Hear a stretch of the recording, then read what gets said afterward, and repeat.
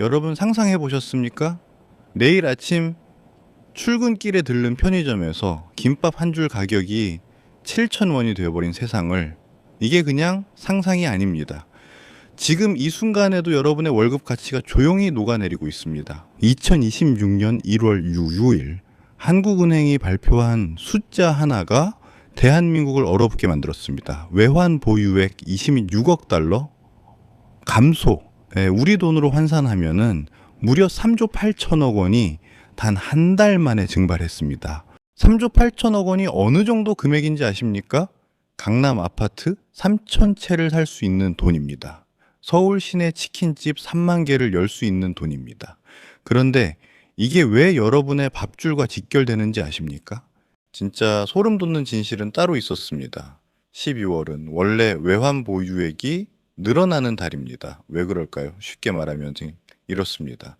은행들이 연말 성적표 잘 받으려고 달러를 한국은행에 잠깐 맡기는 달이 12월입니다. 마치 기말고사 전날 벼락치기 하는 학생처럼 말이죠. 그래서 가만히 있어도 돈이 불어나는 게 정상입니다. 실제로 2024년 12월을 보십시오.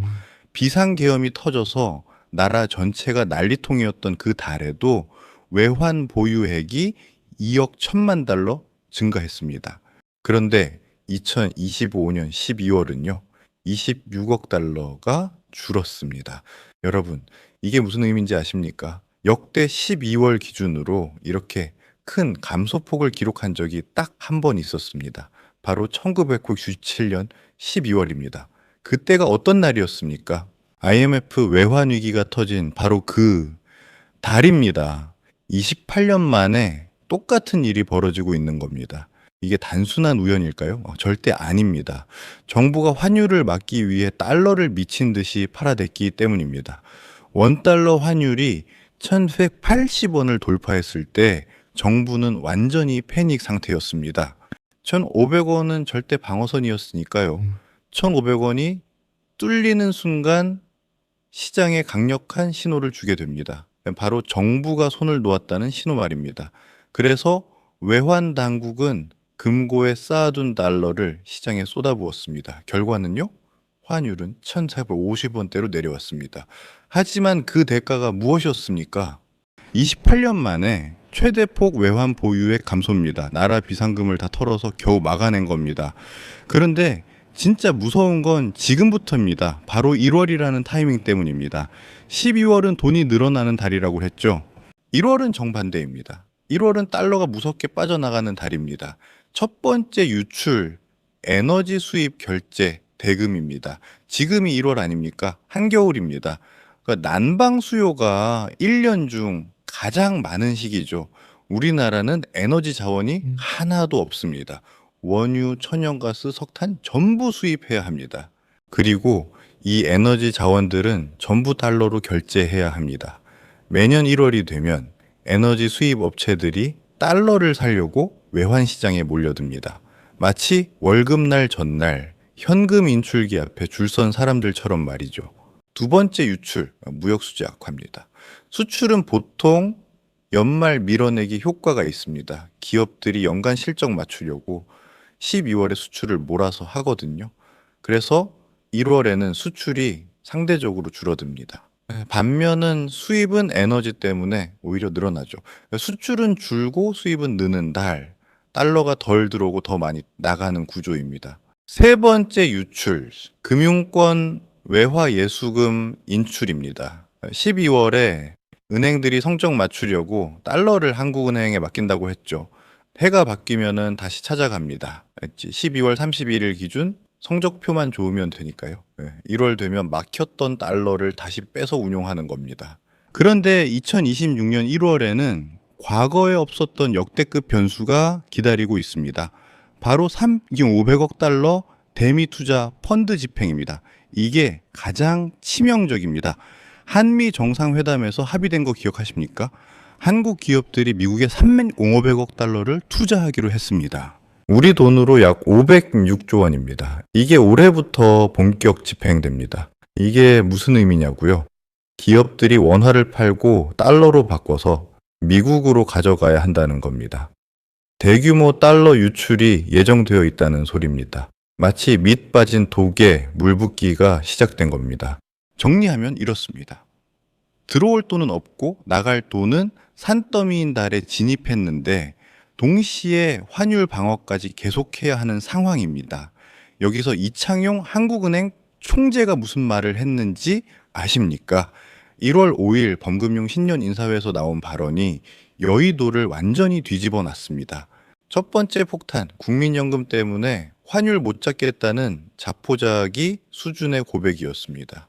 중앙은행 총재는 원래 시장 충격받을까봐 말을 엄청 아끼는 자리입니다. 그런데 대놓고 국민연금을 저격했습니다. 이게 무슨 상황이냐면요. 국민연금은 우리 노후 자금 불리려고 미국 주식을 삽니다. 주식 사려면은 달러가 필요하죠. 한국은행에 달러 좀 빌려달라고 손을 벌립니다. 이게 외환 스와프인데 그 한도가 무려 650억 달러나 됩니다. 문제는 여기서 터집니다. 한국은행은 지금 1,500원 선을 사수하려고 피 같은 달러를 시장에 내다 팔고 있는데 뒤에서는 국민연금이 해외 투자하겠다고 한국은행 금고에서 달러를 쑥쑥 빼가고 있는 겁니다. 오른손은 불 끄겠다고 물을 뿌리는데 왼손은 소방호스에 구멍을 내고 있는 상황입니다. 두 번째 폭탄, 반도체 빼면 성장률 1.4%라는 충격적인 진실이었습니다. 총재가 올해 경제 성장률을 1.8%로 전망하면서 충격적인 단서를 달았습니다. IT 부문을 빼면 성장률은 고작 1.4%다. 이게 무슨 소리입니까? 삼성전자, SK 하이닉스 같은 반도체 대기업들만 잔치집이고 나머지 내수 기업이나 자영업자들은 사실상 성장이 멈췄거나 마이너스라는 소리입니다. 네, 여기서 환율 1,500원이 현실화되면 어떻게 될까요? 안 그래도 장사 안 돼서 죽겠는데 환율 올라서 수입 재료비, 기름값까지 폭등하는 겁니다. 동네 치킨집 사장님들이 밀가루값, 기름값 감당 못해서 줄줄이 문 닫는 겁니다. 세 번째 폭탄, 금리 인하는 꿈깨라는 선언이었습니다. 한국은행이 통화정책 방향문에서 금리 인하 기조라는 말을 아예 삭제해버렸습니다. 해석하면은 금리 내릴 생각 없으니 기대하지 말라는 겁니다. 왜 그럴까요? 한국이 금리를 내리면 한국과 미국의 금리 차이가 벌어집니다. 투자자들 입장에서는 한국에 돈 넣으나 미국에 돈 넣으나 그게 그거네. 그럼 더 안전한 미국에 넣지. 뭐 하면서 달러를 미국으로 빼가는 겁니다. 달러가 빠져나가면 환율이 더 오릅니다. 그래서 환율 잡으려면 금리를 못 내리는 겁니다. 금리를 못 내리면은 대출이자는 안 내립니다. 가계부채 고통은 지속됩니다. 자영업자들은 죽어나고 내수 경기는 얼어붙습니다. 환율 잡겠다고 내수를 희생시키는 구조가 된 겁니다. 여기서 우리는 날카로운 질문 하나를 던져야 합니다. 정부는 환율을 능력이 없어서 못 잡는 걸까요? 아니면은 어떤 목적 때문에 일부러 안 잡는 걸까요? 만약 정부가 일부러 유지하고 있다면요. 환율을 1,100원대로 확실하게 끌어내리는 방법은 두 가지뿐입니다. 금리를 더 올리거나 외환 보유액을 쏟아붓거나. 그런데 두 가지 방법 모두 부작용이 너무 큽니다. 금리를 올리면은 가계부채 이자 부담이 폭등하고 빚내서 버티던 자영업자들은 줄도산하게 됩니다. 차라리 욕 좀 먹더라도 고환율을 버티는 게 덜 나쁜 선택이라고 판단했을 수 있습니다. 네, 이렇게 되면 누가 웃고 누가 울까요? 삼성전자, 현대차, SK 하이닉스 같은 수출 대기업들은 웃습니다. 환율이 높으면 같은 1달러를 벌어와도 원화로 바꿨을 때 돈이 훨씬 많아지니까요. 반면 그 비용을 온몸으로 떠안아야 하는 건 내수 기업, 자영업자, 월급쟁이들입니다. 고환율이 되면 수입 물가가 오릅니다. 밀가루, 기름, 고기, 과일, 우리가 먹고 쓰는 모든 것들의 가격이 다 오릅니다. 우리 월급은 그만큼 안 오르는데 말이죠. 만약 정부가 정말 못 잡는 거라면요. 정부와 한국은행은 환율을 낮추고 싶은 마음이 굴뚝 같습니다. 근데 냉정하게 말해서 지금 효과적으로 낮출 수 있는 수단이 거의 남아있지 않다는 겁니다. 시장이 보내는 세 가지 위험 신호가 있습니다. 첫째, 외환 보유액 감소가 습관이 됐습니다. 나라 비상금을 급할 때 한 번쯤은 쓸 수 있습니다. 근데 지금은 매달 쓰고 있습니다. 이건 정부가 여유 있게 조절하면서 쓰는 게 아닙니다. 시장에서 밀리는 흐름을 어떻게든 늦추려고 계속 비상금을 태우고 있다는 강력한 신호입니다. 둘째, 강한 카드는 사라지고 약한 카드만 반복되고 있습니다. 지금 정부가 내놓는 대책들을 보십시오. 외화 예금에 이자 줄게, 부담금 깎아줄게, 말로 경고할게. 이 수단들의 공통점이 뭡니까? 시장에 직접적인 충격을 주는 한 방이 아닙니다. 시장을 달래기만 하는 수준입니다. 셋째, 가장 큰 희생을 치렀는데도 환율이 안 잡힙니다. 한국은행이 금리 인하 카드를 사실상 포기했습니다. 이건 내수 경기를 희생하면서까지 환율을 최우선으로 두겠다는 엄청난 결단이었습니다.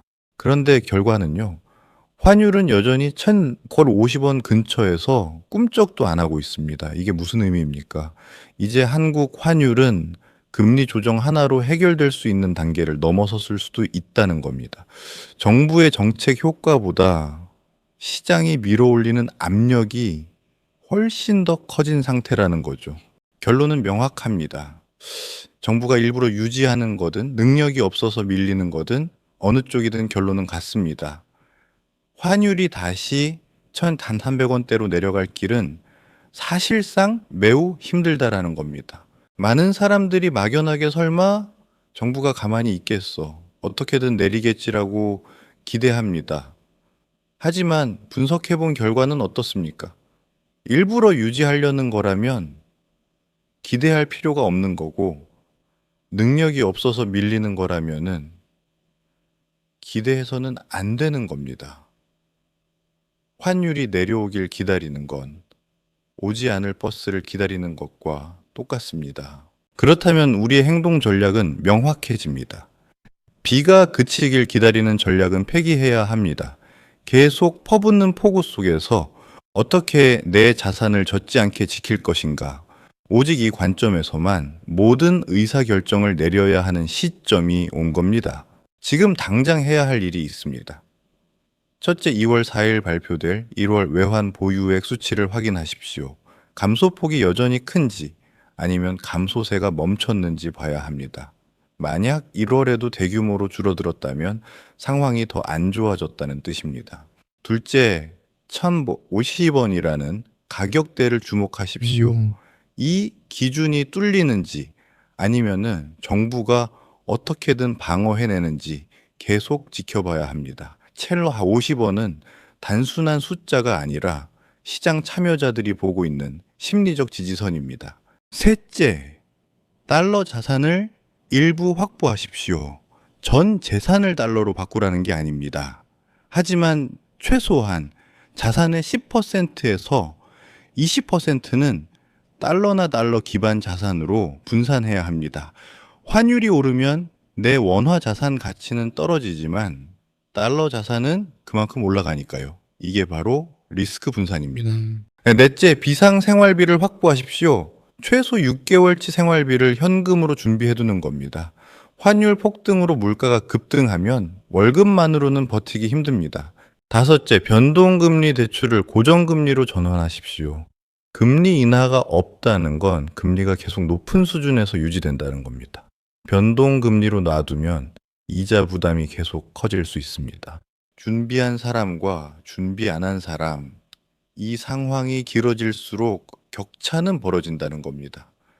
환율이 어떻게 움직이든 아무것도 안 하는 사람과 최소한 이런 생각 딱 한 번이라도 한 사람의 차이는 몇 달 후, 몇 년 후에 완전히 달라져 있을 겁니다. 각자 도생의 시대입니다. 이제 국가도 회사도 나를 지켜주지 않습니다. 살아남으려면 스스로 준비해야 합니다.